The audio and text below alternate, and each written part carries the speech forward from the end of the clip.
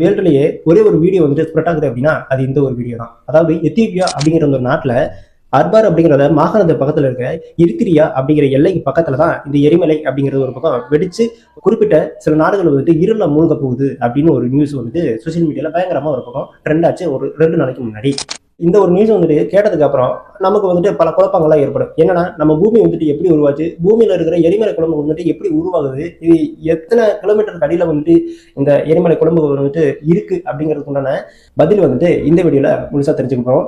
சரி, இந்த மாதிரியான ஒரு கான்ஸ்பிரசி ஆஃப் தியரிட்டிகள் அப்படிங்கறத ஒண்ணு உள்ள வச்சு இந்த லேயர்ல எத்தனை கிலோமீட்டர்ல இருக்கு அப்படின்னு அந்த காலகட்டங்கள்ல இருந்து இன்னைக்கு வாழ்ந்துகிட்டு இருக்க இந்த காலகட்டம் வரைக்கும் சயின்டிபிக் ரீதியா ஒரு பக்கம் ஒவ்வொருத்தவங்களும் ஒவ்வொரு கான்ஸ்பிரசி ஆஃப் தியரிட்டிகள் அப்படிங்கிறது ஒரு பக்கம் வச்சிருக்காங்க. நம்ம பூமி வந்து எந்த காலகட்டத்தில் உருவாச்சு அப்படிங்கிறது ஒரு பக்கம் கேட்டா இது யாருக்குமே ஒரு ஆன்சர் கிடையாது. ஒரு அப்ராக்சிமேட்லியா பூமி வந்துட்டு இந்த காலகட்டங்களில் தான் உருவாச்சு அப்படிங்கறது ஒரு பக்கம் சொல்றாங்க.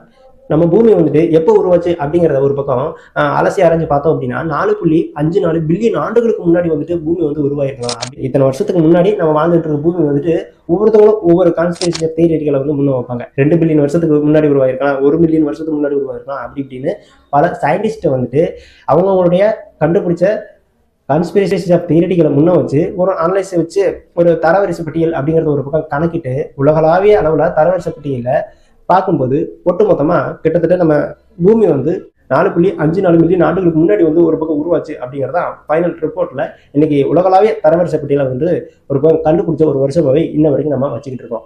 ரைட்டு, இப்ப நம்ம வாழ்ந்துகிட்டு இருக்க இந்த பூமி இத்தனை வருஷத்துக்கு முன்னாடி உருவாச்சு அப்படிங்கிறத சொல்றாங்க. நம்ம மனிதர்கள் வந்துட்டு எப்போ உருவாச்சு அப்படிங்கிற காலகட்டம் அப்படிங்கிறதுல ஒரு பக்கம் பார்த்தோம்னா அதுவும் நமக்கு தெரியாது. அதுவும் ஒரு 4000 வருஷம், 5000 வருஷம், 10,000 வருஷத்துக்கு முன்னாடி வந்துட்டு மனிதர்கள் வந்துட்டு ஒரு பக்கம் தோன்றிட்டாங்க.